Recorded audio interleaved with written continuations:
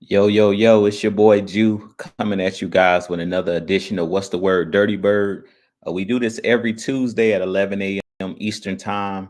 And as you guys know, it is officially week one of the NFL season.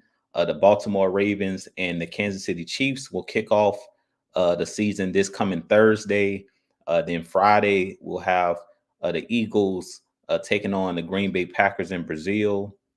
And then, of course, we have our full Sunday slate of games. Of course, our Atlanta Falcons will be playing, opening up at home at the Benz, home game against the Pittsburgh Steelers.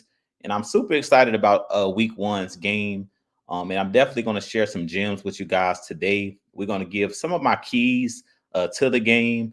Of course, we'll do some fan Q&A and things of that nature.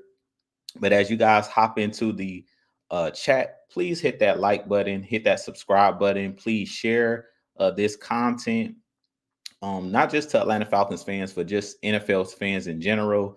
Possibly if you have some Pittsburgh Steelers fans as well, you can share this content out to them as well. Because I will be doing basically like a preview every single week prior to the game. Of course, we also, the heavy hitters will be live tomorrow night at 9:05 Eastern Time. And we also do like our keys to victory. And I believe we're going to have on a Steelers fan as well, getting their perspective on week one's matchup. But with that being said, I'm going to jump into the chat really quick and say what's up to you guys. First off, what's up, Prince Kale 89? He was the first one in the chat. He's been in the chat for a minute. So I appreciate you joining me as always. Georgia, Texas boy said, "What it do, Jew? What's going on, man? I appreciate you joining as always as well." Bobby Boy Zone 3 says, "Let's go game week. I'm excited." What's up, Jew? Yeah, what's going on, man? I'm super excited about week one's matchup. Us taking on the Pittsburgh Steelers. It should be very intriguing. And Sonia Howe, what's going on, Miss Sonia? I appreciate you joining me as always. I hope you're having a great week so far. And Jonte Rozier, what's going on, man? I appreciate you joining as well. He says, "Good morning." Good morning to you as well, sir. Now, with that being said, I'm going to go ahead and jump into a little bit of, the matchups and things of that nature for this upcoming week's game. And we're going to talk about a lot about the Steelers because we know a lot about our Atlanta Falcons. I'll mention some different things and keys for the Falcons to win this game, but I'm going to also address like the key players for the opponent each week. So this week, because it's the Pittsburgh Steelers, we know Mike Tomlin and Coach Raheem Morris. Those guys came up in the coaching ranks together. Those guys are very familiar with each other as far as personally and scheme wise. Those guys are very close off the field. So this should be a very intriguing game. Coach Arthur Smith, who was our former head coach that was let go last season, is the offensive coordinator for the Pittsburgh Steelers. So he's well acquainted with the Atlanta Falcons. We are well acquainted with his scheme and what he likes to do as far as running the football and things of that nature. So a lot of polarizing type different things in this game to look forward to.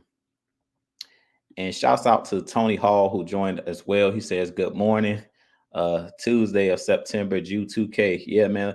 We on our way to 3K, but I appreciate you joining, Tony, as well. And let's just go ahead and jump right into things, man. So as I mentioned, this is going to be the Atlanta Falcons versus Pittsburgh Steelers preview.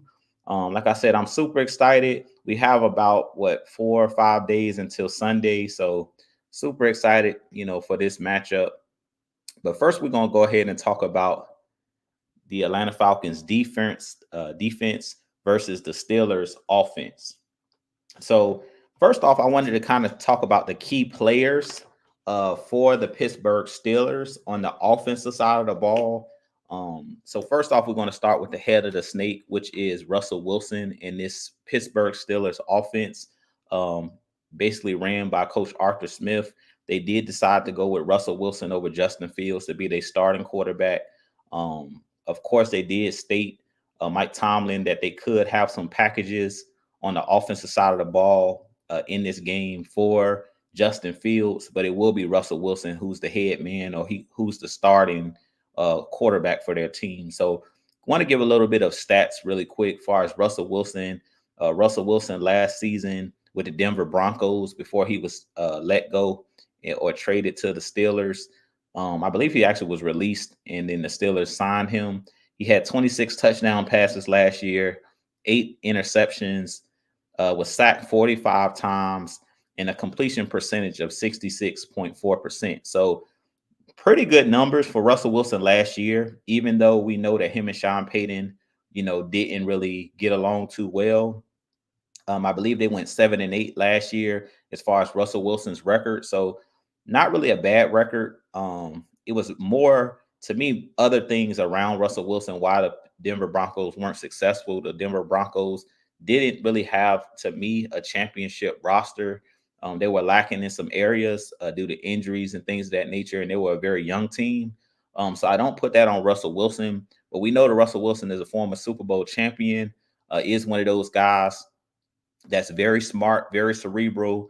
Of all of his years in Seattle, where he was one of those guys that I used to call Houdini. He's a guy that was very hard to tackle outside of the pocket. He's one of those guys, very elusive, and throws one of the prettiest deep balls in the league. He knows how to put touch on the football. He was known for throwing a lot of deep passes to guys like DK Metcalf when they got him, guys like Tyler Lockett.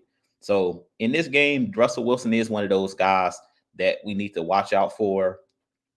He is the captain, of course, of that Pittsburgh Steelers offense. The second guy on that offense that we're going to have to watch out for is wide receiver George Pickens, which a lot of us Georgia natives or people that are from Georgia, if you're a Georgia Bulldogs fan, you're very familiar with George Pickens, who played his college football at Georgia, but he's a very explosive wide receiver. Had 5 touchdowns in 2023 yards. He had about a thousand 140 receiving yards and 18.1 yard per catch. So he's a guy that can make big time plays down the field. Now, one thing that I noticed about George Pickens is he's a guy that you can frustrate.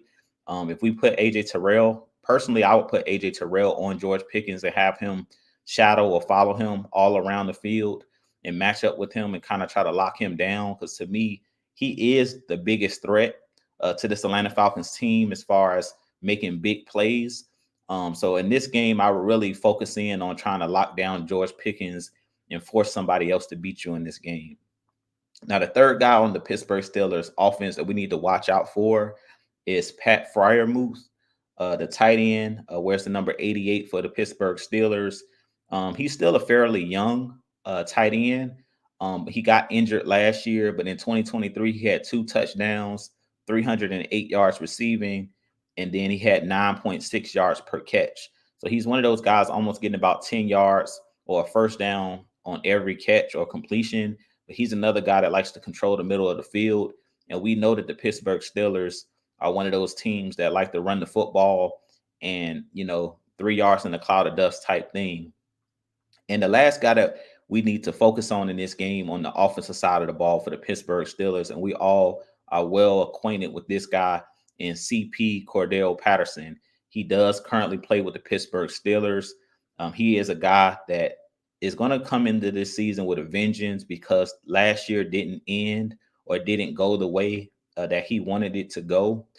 And just looking at Cordell Patterson's stats last year explains why Arthur Smith was fired by the Atlanta Falcons. And you guys know, I don't relish on anybody losing a job. But to me, after looking at Cordell Patterson's stats, when I pulled up his stats from last season, this is the reason Arthur Smith was fired. So Cordell Patterson, he was going to still be winning number 84 for the Pittsburgh Steelers. He had 0 rushing touchdowns. Just that number by itself in 2023 explains why Arthur Smith isn't the head coach of the Atlanta Falcons anymore. But I digress. He had 1 receiving touchdown last year for our Falcons and 181 yards rushing last season. So that kind of explains why Cordell Patterson isn't an Atlanta Falcon and why Coach Arthur Smith was let go, because he went away from, the things that worked in the prior seasons. But with that being said, they do have a 3-headed monster in the backfield for Pittsburgh. They have a kid Ward that runs the ball, and they have Najee Harris. But I didn't mention them in the players to watch because to me, Cordell Patterson, to me, is that guy who the Falcons should be paying close attention to. I really feel like he's the guy that could be a game wrecker. We've seen him in Atlanta. We wrecked a lot of games for opposing defenses. And we know that Cordell Patterson is lightning in the bottle. He's one of those guys that anytime he touches the football, wherever he is on the field, whether it's a bubble screen, whether it's handing him the football, whatever Cordell Patterson is doing, returning the kick, returning the punt, he's always dangerous to take it to the house. So he's one of those guys that I definitely think in the backfield, personally, over Najee Harris, over Ward, he's the guy that I would be paying close attention to when he gets into the game. If he gets into the game, if we're going to find out if Arthur Smith learned his lesson from last season with not playing Cordell Patterson in a lot of key situations. But I do think that Cordell Patterson is the guy that this Falcons defense is going to have to worry about. Now, I wrote down a couple keys to victory for our Atlanta Falcons on the defensive side of the ball. The first thing that I wrote down was stop the run and control the trenches. Now, you guys know that I'm huge on controlling the trenches, huge on the team that usually controls the trenches, stops the run, usually is the team that wins. In this game, I would focus on trying to make the Pittsburgh Steelers beat me with passing the ball. I would like to see the Falcons make them one-dimensional in this game. And we know guys like Grady Jarrett, we know that David Onyemata, Matt Judon, and a litany of guys that we have in this front seven, the Caden Ellis's, the Nate Lammons. Last year, we were a top 10 defense because we tackled really well. And in this game, we're going to have to focus on controlling the trenches because the Steelers, if one thing we know about the Steelers, they're going to try to stop the run. They're going to try to run the football. So I really feel like we got to attack the Steelers' offensive line. Right now, the Steelers are struggling on their offensive line. I watched a couple of their preseason games, and it's not looking good up front for them. They had a couple injuries for some veteran guys, and they've had to kind of move guys around to different positions to try to solidify their offensive line. But I really feel like that's an Achilles heel right now. And I feel like protecting Russell Wilson is going to be tough for them in this game because we have a really good front seven. And that goes to my second key for this Atlanta Falcons defense. In this game, pressure Russell Wilson and Justin Fields and stay gap sound. In this game, if they decide to play Justin Fields, and we know that Russell Wilson still has a little bit of mobility. He's not the Russell Wilson of old. He has kind of lost the step as far as he don't have that burst he once had to escape pressure. And we seen last year, that's why he was sacked 45 times, because he doesn't have that same burst and that same elusiveness that he once had and that same suddenness. So in this game, I do think that Justin Fields will get some snaps. If he does, whichever one of those guys are in the game, we have to be better than we were last year at keeping those guys in the pocket and guys staying gap sound, staying in their gaps, not allowing a running lane for these quarterbacks, because both of these guys can extend plays, whether it's to throw the ball down the field, extend drives with their legs. So that would be my second key for the Falcons defense, is focus on pressuring Russell Wilson and Justin Fields. But when you do pressure, make sure you're staying gap sound and keeping your gap integrity. Then my last key for the Atlanta Falcons defense is force turnovers in this game and limit the big plays. I talked about George Pickens. He's a guy that likes to go over the top, so you don't want to give up that 50-yard bomb, the 60-yard bomb. In this game, you want to focus on limiting the Pittsburgh Steelers, make them march the ball, 60, 70, 80 yards down the field.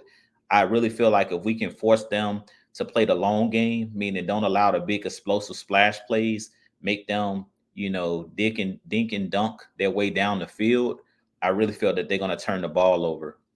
In this game, we can force them to turn the ball over. So those are my keys for the defensive side of the ball. As far as the Pittsburgh Steelers players to watch on the defensive side of the ball, let's go ahead and get to that really quick.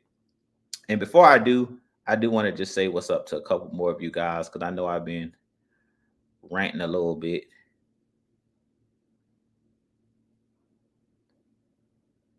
And Bobby Boys on 3 says, I feel like Mike Tomlin's bluffing just to get in Coach Ross' head. Yeah, he definitely could be. You know, they're close friends, so he definitely could be. But I know that those guys know each other very well. And Pat Norris says, "What's up, good homie? What's going on, Pat Norris? I appreciate you joining as always, man. I hope you're having a great morning and I hope you have a great day. Let's go ahead and talk a little bit about this Falcons offense versus this Pittsburgh Steelers defense. So on the Pittsburgh Steelers side, on the defensive side, players to watch on the defensive side for them. We know that everything starts and ends on the defense with the Pittsburgh Steelers. That's where they hang their hat. That's what they've been known for, whether it's the steel curtain back in the 70s, in early or late early 80s. We know, with the Joey Porter seniors and all of the litany of guys they've had throughout the years, the Troy Palomalus, the James Harrisons, and the Super Bowl teams that they've had in the past.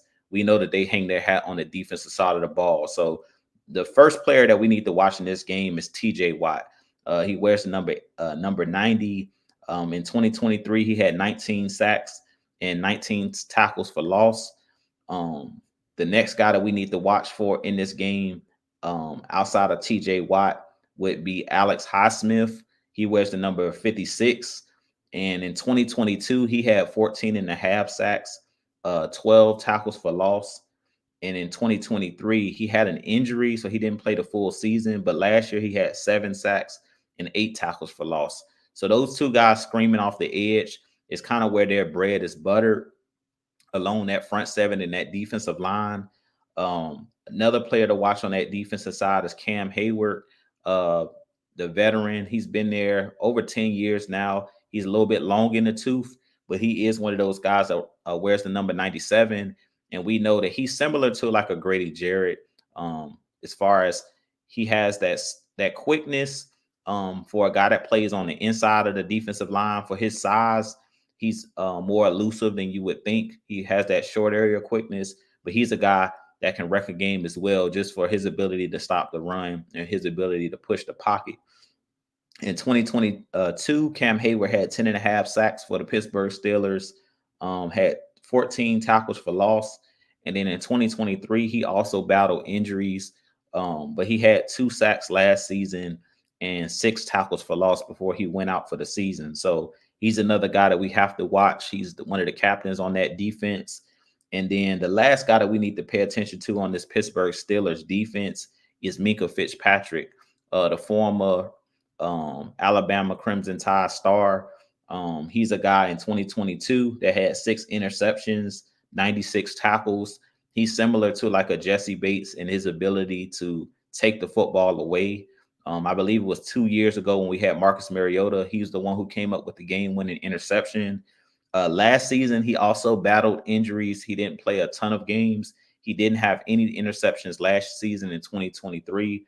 He had 64 tackles last season for the Pittsburgh Steelers, but he's one of those guys that's, one of the better safeties in the league, especially in the AFC, but one of the better. I'll say he's like a top 10 safety in the league. So in this game, we just want to focus on the Pittsburgh Steelers front seven. So as far as keys to victory for the Falcons on the offensive side of the ball, the first key to victory for this Falcons team is don't allow TJ Watt and Alex Highsmith to wreck this game.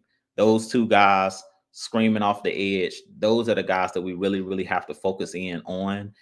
We don't want to allow those guys to come up with strip sack fumbles, return for a touchdown. We don't want to give the Pittsburgh Steelers offense short fields because we're turning the ball over. And we know that TJ Watt himself is a one-man wrecking crew. I talked about him in 2023 having 19 sacks by him alone. And we know for the Atlanta Falcons over the last couple seasons, that's been the total of our team. We've had, I believe in 2022, we only had like 20 some sacks. So TJ Watt by himself had 19 sacks last year. So we know that he's one of those guys that can take over a football game. And I really feel like the matchup between Caleb McGarry and TJ Watt is going to be one of those ones that we have to watch for. But Highsmith is coming into his own as well on that other side, coming off the edge, matching up against Jake Matthews on the left side of the offensive line. So they have two really good premier like pass rushers. But we know TJ Watt is probably the cream of the crop. He's probably one of the top dogs in the league. I believe he's won the defensive player of the year because of his ability to rush the passer. So in this game, we want to don't allow those guys to take over the game. The second key to victory for the Falcons on the offensive side of the ball against this Pittsburgh Steelers defense is to protect the football and don't turn the football over, as I just mentioned. You don't want to throw interceptions. If you're Kirk Cousins, you want to protect the ball in the pocket. Don't fumble the ball. As far as the receivers and the running backs, do a good job of protecting the ball because they will try to strip the ball and things of that nature on the defensive side. And that could lead to trouble. So the last thing, as far as our offense against their defense, as far as my keys to victory, would be run the football. You guys know I always talk about, winning the trenches, being physical in the trenches. This is one of those games that's a black and blue game, meaning that you're going to be bruised up probably after this first game because Pittsburgh is one of the more physical teams in the league. They play old school football. So I really feel like this is a Tyler Algier type football game where you're going to want to run the ball between the tackles.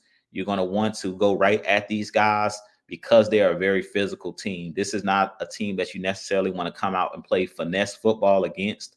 You want to meet force with force in this game. So if I'm the Atlanta Falcons, I'm going to give them a heavy dose of Tyler Algier, Bijan Robinson. I'm still going to pass the ball, but I'm going to have some play action involved. So I'm going to start out running the football to get those linebackers creeping up, to get those safeties creeping up.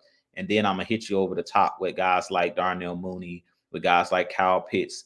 And I really feel like the weakness and Achilles heel of this Pittsburgh Steelers defense is their back end. They do have Joey Porter Jr., who I think is like in his second or third year in the league, but he's still really young. And sometimes he gets really grabby as far as grabbing onto the opposing wide receivers and things of that nature. He's not the quickest guy as far as fleet of foot. So I feel like we can take advantage of him in this game. The only guy in that secondary that I'm really cautious of would be Minkah Fitzpatrick. Outside of him, the corners for the Pittsburgh Steelers are not that good. They have guys, Dante Jackson, who they brought over from the Carolina Panthers.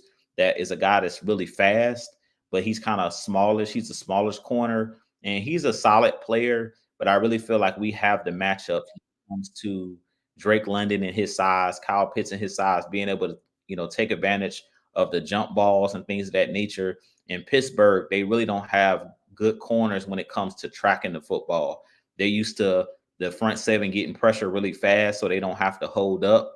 So if our offensive line holds up in this game, I really feel like it's going to be hard for the Pittsburgh Steelers secondary to cover all of the multitude of weapons that we have, whether it's Bijan coming out of the backfield catching the ball, or whether it's, Kirk Cousins dissecting their defense because we have, Drake London, Kyle Pitts, all of these guys that we have as weapons on the offense. I really feel like the Pittsburgh Steelers secondary, they're not deep enough in their secondary to hold up in this game. So the only way I see Pittsburgh actually winning this game this week would be them pressuring the quarterback. And for whatever reason, we can't hold up on the offensive line. Like if TJ Watt and Highsmith and those guys and Hayward up front dominate in the trenches and they stop us from running the football and they get pressure to Kirk Cousins, that's the only way I can see the Pittsburgh Steelers winning this game. I don't really feel like they have enough firepower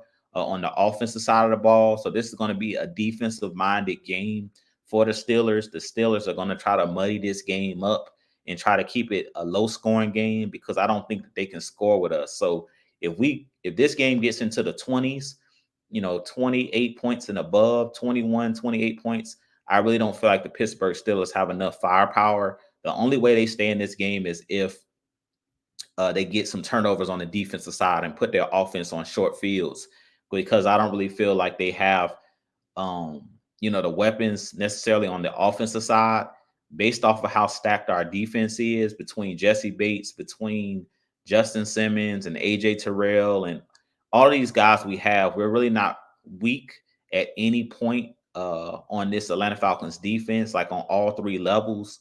We're really, really good. We don't really have a weakness. The only weakness I could say our team has is probably our coverage as far as our linebackers, but I don't feel like they have the tight end that's going to take advantage of that. Pat Fryermuth is one of those guys that is a solid tight end, but he's not a Kelsey. He's not a Kyle Pitts. He's one of those guys that is mainly a blocking tight end. He's a blocking tight end that can make plays in the passing game, but he's not an elite route runner. He's just like a traditional tight end. So I really feel like that's the only way that the Pittsburgh Steelers are able to win this game is to try to make this bar, a kind of like a drag out bar fight. If they make this game into a old school 1990s type game or early 2000s, like Tennessee Titans, Baltimore Ravens, Pittsburgh Steelers type game, where it's who can run the ball the best, who can stop the run, and who can turn the other team over. In special teams, I think that Pittsburgh has a chance. But if this Falcons offense comes out hitting on all cylinders, like I think they will, I think we'll dominate and win this game by at least 10 points. I know that sounds kind of cocky, and I do got respect for the Pittsburgh Steelers. I do think that they're going to come in ready to play, but I really feel like because we haven't showed our hand, they're not going to know what to expect, from this Atlanta Falcons team. So I really feel like that goes in our favor. The only thing that I'm a little bit hesitant about as far as our Falcons head into this game is that they didn't play in the preseason. So the chemistry side of things, we haven't seen these guys in live action, meaning Kirk Cousins throwing these guys the ball, him understanding when to let the ball go and when guys are breaking on the ball and stuff like that. If there's anything I'm concerned about in this game, the main thing I'm concerned about is just the chemistry between the players, because they haven't been in live action yet. This will be their first time with live bullets flying, no pun intended. So I definitely think that this would be a very exciting game. But I do want to get you guys' thoughts on some of the matchups in the game. If y'all want to drop it, in the comment section, what you guys think the predictions for this game will be as far as the score and things of that nature, and who some of the players that you think could be a breakout player for our Atlanta Falcons. First, I'll give mine for this week of who I think will be a breakout, star in the game. I'll give one on offense and one on defense. So on the defensive side of the ball, I really feel like it's going to be Matt Judon. You guys know that I'm a huge Matt Judon fan as far as him coming over and us picking him up. But the reason I think that he's going to have a big game is because the Pittsburgh Steelers offensive line is banged up and they have a lot of young guys and they don't have a lot of chemistry on their offensive line. So I really feel like the pressure up front, I really feel like it's going to be hard for their offensive line to hold up. And I think that Russell Wilson is going to be under immense amount of pressure. The only way I think that their offensive line holds up is if they try to run the ball to kind of litigate some of that pressure. And if they're able to run the ball, they can keep the Falcons on their heels. But I really feel like they're not going to be able to run the ball with a lot of success because we have David Onyemata, who's a really good run stuffer. You have Grady Jarrett. You have Judon. You have guys like Lorenzo Carter. You have guys like Zach Harrison. And because we've beefed up this defensive line, it's going to be really, really hard to run the ball. And if you're only getting 1 yard in the cloud of dust, two yards to carry, it's going to force their hand, especially if we get out to a lead. It's going to force their hand to drop back and pass. And I think that spells trouble for that offensive line that's still really young and don't have a lot of chemistry. But I want to say what's up to a couple of more people that joined as well. So Strapped Up 24, what's going on, man? I appreciate you joining me. Christy, what's going on? She said, this is our week. Most definitely. Yeah, I think the Falcons, I think we're going to do some big things. This is going to be one of those kind of tone-setting type games because you're starting out with a team that has an identity. We all know what the Pittsburgh Steelers are about, that 3-4 defense, physical up front, blitz, get after your quarterback, try to stop the run, try to run the football and play physical football. So this is going to be a real litmus test It's going to definitely be a measuring stick type test for this Atlanta Falcons unit. And 6MK, 6 man, 1/3 of the heavy hitters. What's going on, bro? I appreciate you joining as well. He says, Juju to the bank. Yeah, what's going on, man? But as I mentioned, you guys start dropping your questions in the chat of what you guys think, the predictions for this game are. Who some of the players that you guys think will be X factors for this game. I gave my defensive player that I think we should watch for on the Falcons, which is Matt Judon. On the offensive side of things, I really feel like in this game, the guy to watch is going to be Kyle Pitts. I do think that Kyle Pitts is going to have a big game because of his ability to control the middle of the field, because of his flexibility between going in the slot, being moved outside, and playing the receiver position as well. I noticed like during a training camp, it seemed like Kirk Cousins was focusing in on, getting that chemistry with guys like Drake London, with guys like Kyle Pitts. And we know that he's coming over from the Minnesota Vikings, where he had Justin Jefferson, who was a really big target to throw the ball to, and a guy who ran really good routes. So I really feel like Kirk Cousins is going to make it his business to get the unicorn, Kyle Pitts, the football. So in this game, I think the X factor on the offensive side of the ball is going to be Kyle Pitts in the passing game. I don't think that the guys, even though the Pittsburgh Steelers do have Patrick Queen, who I forgot to mention as an impact player, they brought him over from the Baltimore Ravens. He's their Mike linebacker. He's a guy that's pretty fleet of foot, but we know that Kyle Pitts is just a freak of nature because of his size and his speed and his athleticism. There's not really no one who can stop him. And I really feel like because this offense is about spacing and we understand, Zach Robinson understands that spacing is important in offense. I really feel like the spacing is what's going to really affect the Pittsburgh Steelers. They're going to flank guys like Kyle Pitts, put him in stacked and bunch formations where it's going to make it hard for them to figure out how to cover him. It's going to be hard to bracket him because I really feel like they're going to stack both Drake London and Kyle Pitts on the same side. And Mooney, it's going to be hard to kind of bracket him because of the formations that we're going to run. And I really feel like that's why Kyle Pitts is going to have a big game.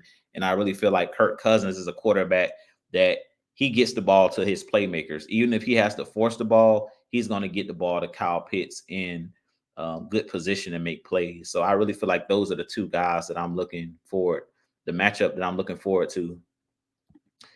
And my boy 6 Man says Caleb McGarry versus TJ Watt is the matchup to watch. Yeah, I agree. Yeah, Caleb McGarry and TJ Watt, that's definitely going to be a huge matchup because TJ Watt is a guy, like I said, that can wreck a football game. He can go out there and put his imprint on the game to the point where it's like, okay, if he go out there and get a bunch of sacks, strip sack, he do all of that in this game, it's going to limit to what the Falcons can do in this game. So as I mentioned earlier, I would run the ball at TJ Watt. I wouldn't allow TJ Watt to wreak havoc on Caleb McGarry. I wouldn't be dropping Kirk Cousins back 30, 40 times. I would use that running game to soften up that defense up front. And then after that, I would use play action to hit those guys over the top. Or I would spread those guys out. So flank guys like Bijan Robinson, flank those guys out and make those linebackers of the Steelers cover because I don't believe that they can cover the litany of guys that we have. And Christy says 27-24 Falcons. Yeah, that sounds like a pretty good score. I really feel like it could end up being a tight game. I think the Falcons will win by 10, but we know because it's the first game of the season, you never know. I don't know what this offense, I have in my mind's eye what I think this is going to look like, but we haven't seen it out there on the field yet. We've seen it on the practice field, but we haven't seen it in the live game. So I really feel like it's going to possibly be some rust when the game first starts off. They're going to have to knock off some rust because they haven't played in it. I really feel like the timing as far as passing the ball and stuff like that, once, the Steelers guys are playing that bump and run coverage, and once those guys come screaming off the edge, that could affect, the timing of a lot of these passes and stuff like that. So, like I said, I would try to match force with force in this game. And Jonte Rozier says Kyle Pitts and AK. Yeah, that's two good X factors for the game. Yeah, I think it'll be Kyle Pitts, and AK definitely is going to have his opportunities because we know that um, Matt Judon is going to be one of those guys that's public enemy number one or number two as far as in the Pittsburgh Steelers offensive meeting rooms.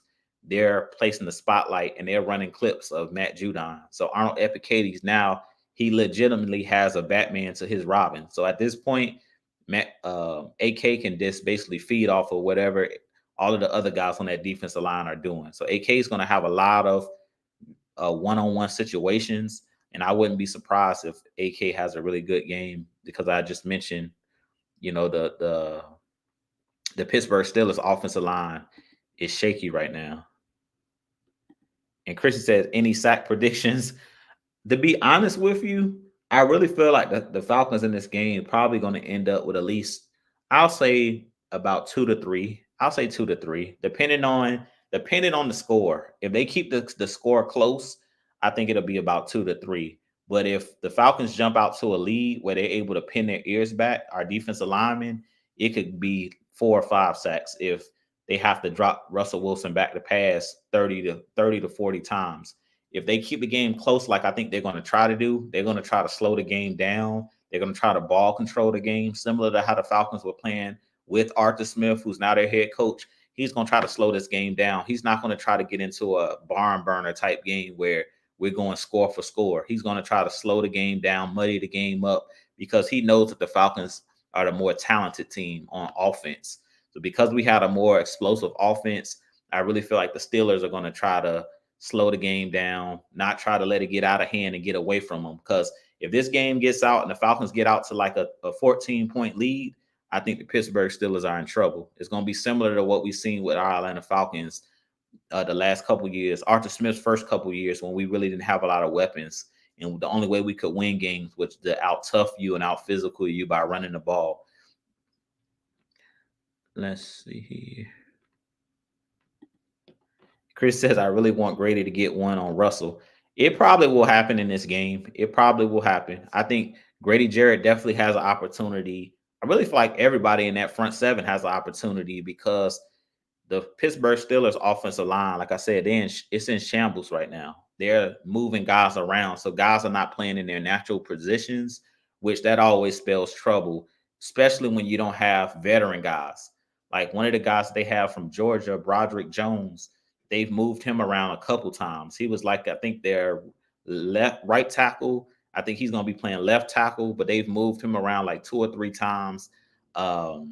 Their left or right guard, Isaac Seumalo, he got hurt during the preseason, and he's going to be out for an extended period of time. So they got a lot of like some backup guys that are actually playing or has been forced to play basically due to the injuries that they had. So I think that spells trouble, especially because we are a very aggressive defense.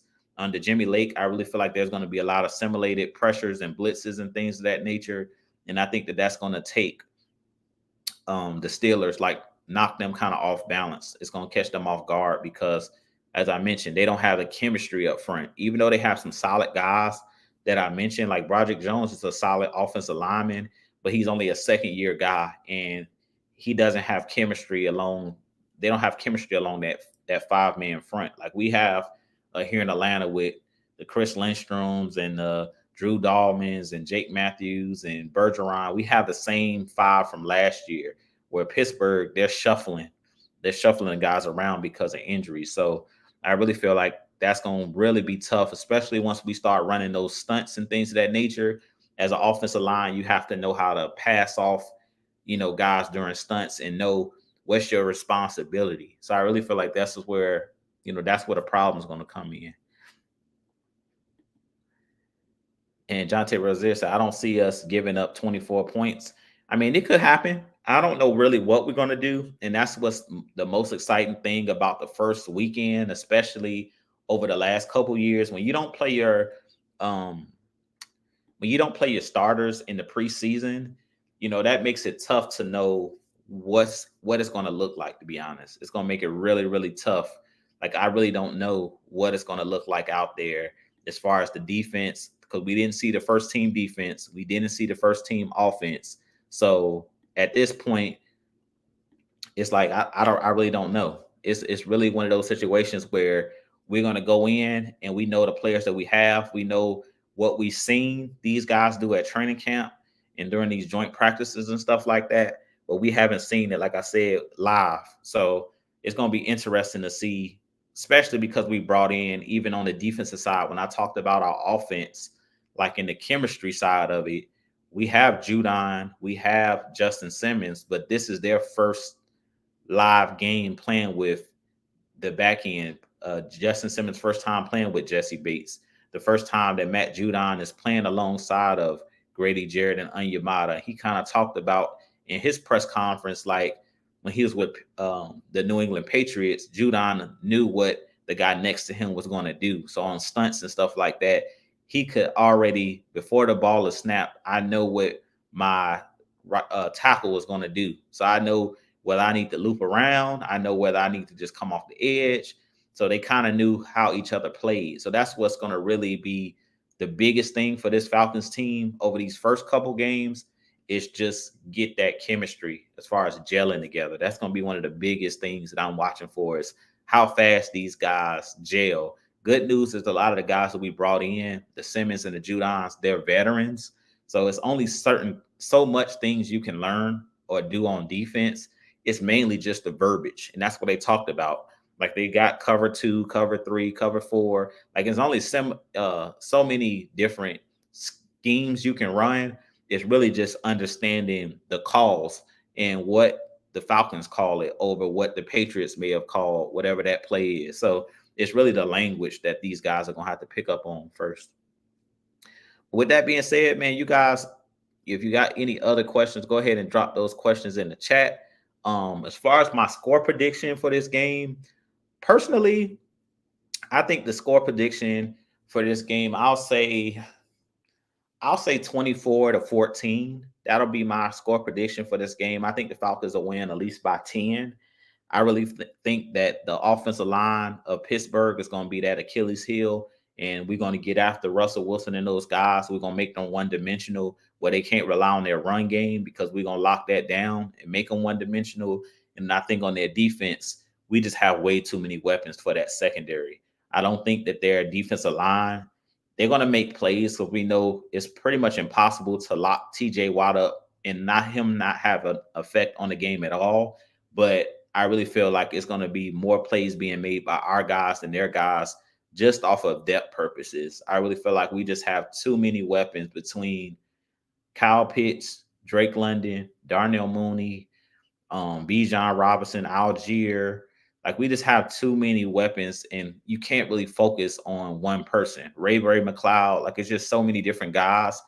And because they haven't seen on film yet what our offense is going to look like, I really feel like it's going to be the element of surprise where it's going to probably take them like the whole first half, they're going to just be scouting and trying to figure out what we're doing. And then they're going to try to have to adjust to what we did in the first half. So I think by that time, it might be too late. And American Eagle Juice says 21-17 Falcons. Yeah, I can see that as well. I like that score. And Jonte Resist says 35-17 Falcons. Yeah, I can see that as well. I mean, I could really see us putting up a lot of points. I just went modest and said 24 because I haven't seen it yet. So before I just throw out a large number of what points we're going to put up, I want to see what this offense looks like first and let these guys gain some chemistry and some traction before I can just go out there and say they'll score 30 plus. But I think that they'll score at least 24. I think they'll at least crack 20 in this first game. Let me see here. And if you guys got any other questions, go ahead and start dropping those questions or maybe just a comment you may have about this upcoming game, who you think could be a breakout player for Pittsburgh. Like what's some of the things y'all think that Pittsburgh could do to win the game? I pretty much gave you guys what I think. Personally, I just feel like the only way that Pittsburgh even will have a chance to win this game is they're going to have to be more physical. The more physical team, they're going to have to be physical and they're going to have to turn us over. They're going to have to turn the ball over. If the Falcons don't turn the ball over and if we out physical them in the trenches as far as we rush for more yards, we control the line of scrimmage as far as rushing the passer and stuff like that. I really don't feel like Pittsburgh is gonna have enough in this game. And then do you also think that Justin Fields will get in the game? Because I really feel like they threw out that Justin Fields is going to play in this game. Mike Tomlin threw that out there, but I really feel like he threw that out there just for the Falcons to have to game plan for Justin Fields. I really don't feel like Justin Fields is going to have a big package on offense in this game. And the reason I say that is just for the mere fact that this is the first game of the season. So Pittsburgh is going to have to allow Russell Wilson to gain his rhythm. And sometimes when you're taking the quarterback in and out because you got other packages for the other quarterback, that kind of takes away the momentum of the current quarterback that you're playing. It's going to, possibly take Russell Wilson's rhythm away. So I really don't feel like Justin Fields, if he gets in, he won't have, from my understanding or what I believe, my prediction is Justin Fields won't have more than 5 snaps in this game as far as the quarterback position. I really feel like he'll probably have less than 5. If we had to do an over-under, I'll say he'll have less than 5 snaps, so he's going to actually play, if he plays at all. I think that was more of a Mike Tomlin tactic to try to say, okay, the Falcons, we got to watch film on both Russell Wilson and Justin Fields. And Tony Hall says, I believe we have to win on special teams because I think that the game is close. It may come down to that part of the game. And that's a very, very intriguing point right there, Tony. I agree with you. Younghoe Koo is going to have to get his stuff together.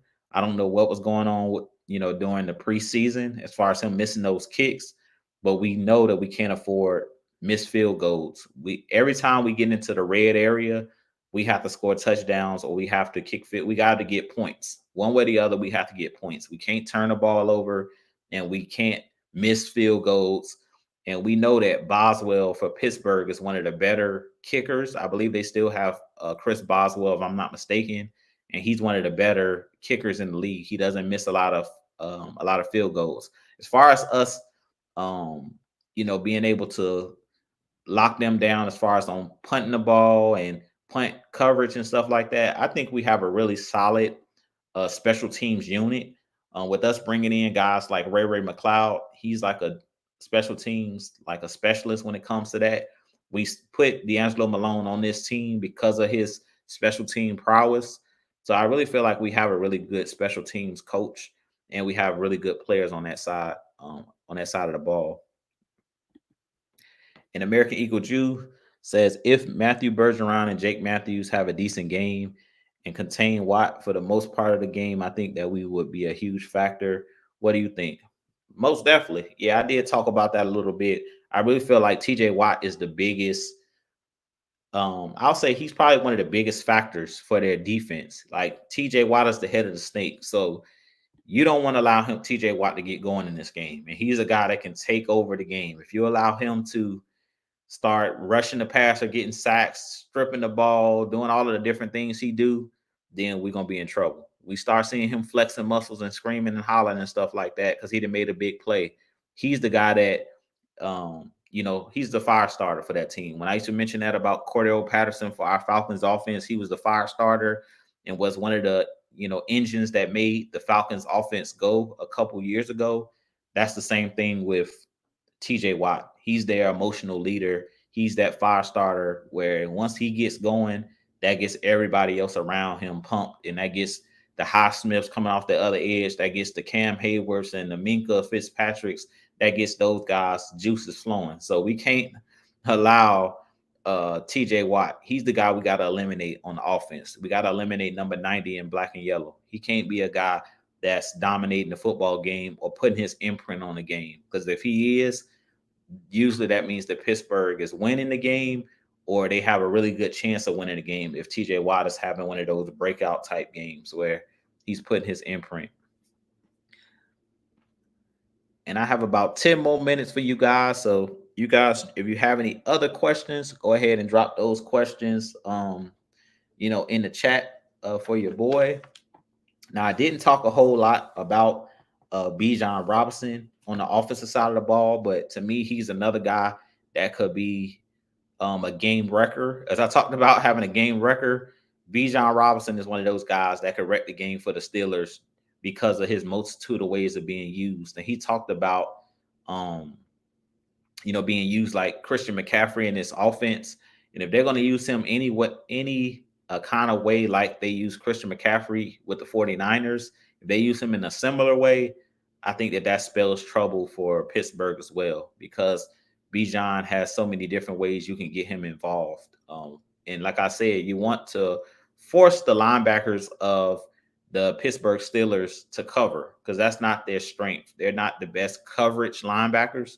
So in this game, if you can force, those guys to be in space, and you heard Bijan kept mentioning with Zach Robinson that his offense is about space, having space, putting guys in open spaces so they can use their elusiveness, use their speed, and run after catch and stuff like that. I really feel like that's where the Falcons have the advantage.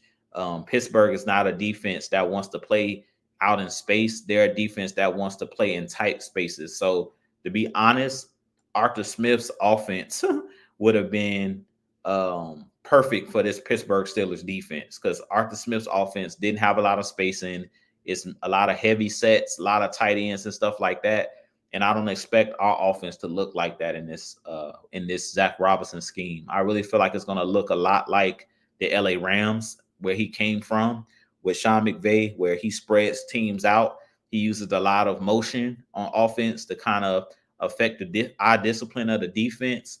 And it basically puts pressure on the defense to guys to understand their individual assignments. So you make one mistake, that could be a crucial blow as far as giving up a big play in this type of offense when you have the spacing. So I really feel like that's going to be an issue for Pittsburgh, is if we spread these guys out, I think that's when things could get really dicey for Pittsburgh, especially if they're not getting pressure. If they're getting pressure, it doesn't matter whether you spread them out or not, because your quarterback doesn't have time to hit the open man. But if our offensive line is holding up, there can be a lot of blown coverages when there's a lot of motion, and guys' eye discipline is off.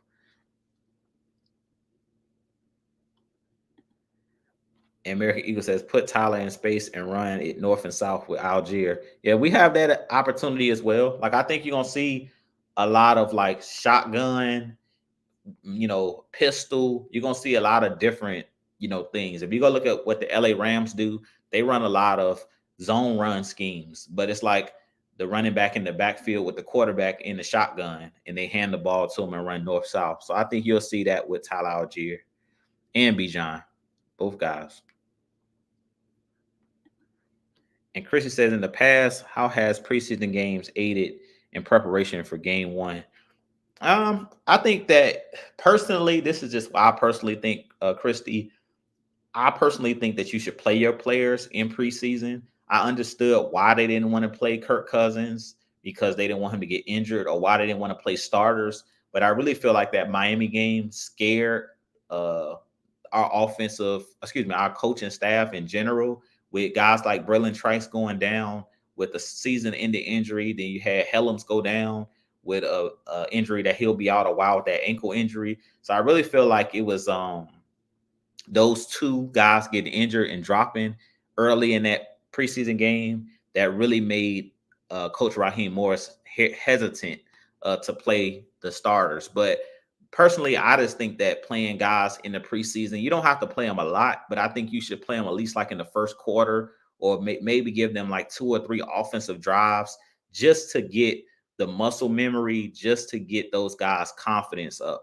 It's something about doing something and doing it well to kind of like ease, like, okay, we can do this type deal, and we've done it before in a game. So Kirk Cousins putting the full uniform on, going out there with the starters, driving down the field and scoring a touchdown, is kind of like muscle memory type deal. So I think that it's important just for the confidence factor of, we know what we're doing, so it's almost like riding a bike or driving a car. I feel like you can see somebody do something, you can watch somebody drive a car or ride a bike, but it's nothing like you actually getting behind the wheel for the very first time and you actually doing it yourself. And that's what I really feel like about the offense. Kirk Cousins, they, got to practice, and they got to see the other guys go out there in preseason and run the plays and stuff like that. but we haven't done it in live action. So I really feel like it's just getting out there for the speed of the game. Because I really feel like even in practice, you only can be so physical because they're not tackling, they're not doing none of those things. So I want to see what it personally as a head coach, I would want to see what it looks like before. So my dress rehearsal would be like before it used to be, I believe the last preseason game was like the dress rehearsal where coaches would play their starters like either the first two quarters or maybe a quarter and a half. Or a lot of coaches would say, we're going to play our starters until they score a touchdown or until they get into the red zone at least one time.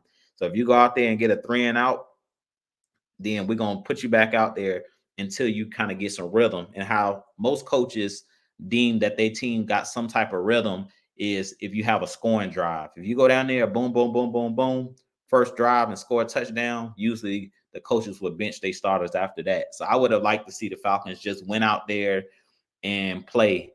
Now the problem with doing that is if Kirk Cousins would have went down, God forbid, with an injury playing in a preseason game, now you got to deal with the media and the fans saying, "Why are you playing these guys in a meaningless game?" So that's the risk and reward. So I understand why Raheem Morris did what he did because you're paying and investing a lot of money in Kirk Cousins. You're investing a lot of money in a lot of these players, and you don't want to see them go down in a meaningless game. But personally, I think that you should. I mean, if Pat Mahomes and the Chiefs, they out there playing their starters and they're defending back-to-back Super Bowl champs, I really feel like nobody is above reproach at that point. If they can go out there and play and they not worried about getting their star guys hurt, we shouldn't be afraid to, let our guys go out there and they're the cream of the crop. So the cream of the crop is doing it, but it's to each his own. Like from what I was when I did my research and from things that I heard, basically the year that the LA Rams won the Super Bowl, Raheem Morris was on that staff as a defensive coordinator. They didn't play their starters in preseason and they won the Super Bowl. So, as they say, at least as my pops will always say, there's more than one way to skin a cat. So, at the end of the day, doesn't mean that we're not going to play well because they didn't play the starters. And to be honest, the benefit of not playing the starters is you got to see the backup guys play for 3 straight games. And that's kind of how they were able to cut the team down, the 53-man roster down. And it allowed those guys like the Natron Brooks and the Chris Blairs, the guys that was trying to make the roster, it gave us a good chance to see those guys, especially because they had to play up against the starters, I think, of Jacksonville or something like that. When Jacksonville played us, they played their starters versus our one. I mean, they played their ones versus our 2s and 3s. So that was good experience for those guys that actually made the practice squad or guys that's going to be elevated to play in the regular season.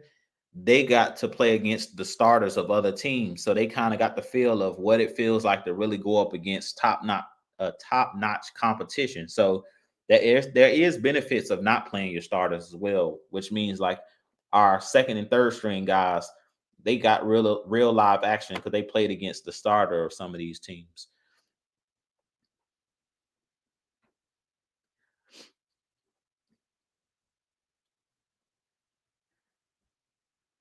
And let's see here. And Chris says, I watch other teams, content creators and sports news analysts. They seem very uncertain on our direction and schematics. Do you perceive the same? I like unpredictability. Yeah, I mean, to be honest, I just think nobody knows what it's going to look like. That's why we always say we don't know. You hear Kay always say, we don't know. At the end of the day, that's what makes what's going to make the first game of the season very intriguing is that we don't know what this team is capable of. And that could be a good thing or it could be a bad thing. So it's a two-way street when you don't know or you can't predict what it's going to look like. So at the end of the day, though, I've seen some teams that played they played their actual starters during the preseason and they go like undefeated in the preseason and then they come out the gates and they still struggle. So it doesn't really mean anything. I really feel like it's just a personal preference.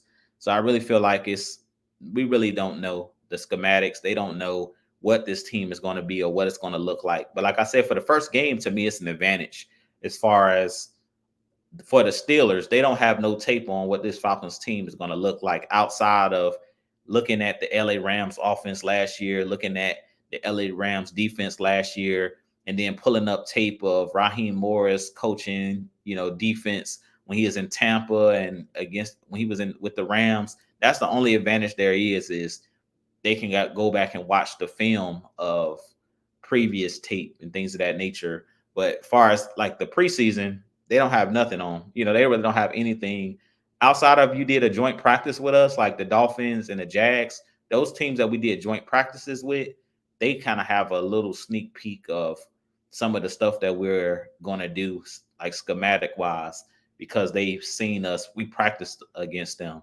But in the preseason, we really didn't show anything anyway. So that's another good thing is in the preseason, it's very vanilla. So a lot of the plays that you've seen was not really like scheme necessarily. It was just, let's see if this guy can play. We're going to play very vanilla. We're not going to run no exotic blitzes. I just want to see if this guy can cover, if he can tackle, if this guy can catch. It's basically the Barney basics. So they kind of dumbed down in the preseason the offense that you're running. Is kind of really dumbed down. So that's another good thing is even if you play your guys in the regular season, the starters in the preseason, you're not going to run your real plays. Usually you're going to run some plays that are vanilla. So at this point, I really feel like we'll be good. We'll be good heading into this game. But with that being said, I'm gonna get ready to wrap things up, man. I appreciate you guys joining me. Like I mentioned, we will be live tomorrow night, the Heavy Hitters live channel. So you guys go over to the Heavy Hitters live channel, and we definitely will be giving our thoughts on Pittsburgh. We'll have someone on from Pittsburgh, from their fan base, one of their content creators, talking, and giving their thoughts on Pittsburgh. But I kind of wanted to give you guys just a sneak preview of what I expect this first game to look like. But I'm very excited. I feel like this team is well equipped to win a lot of games this season. My prediction for this team was 11-7, if I'm not mistaken. So I said they'll go no worse than 10-8, but I think that they'll be 11 and is it 17 games? I think it was 17. It's 17 games. So I said 11-6. I think I said so. No worse than 11-6, if I'm not mistaken. So with that being said, if you guys haven't hit that subscribe button for your boy, hit that like button, hit that subscribe button for your boy. I have a lot more content coming for you guys. As always, Falcons Nation, rise up, be blessed. Peace.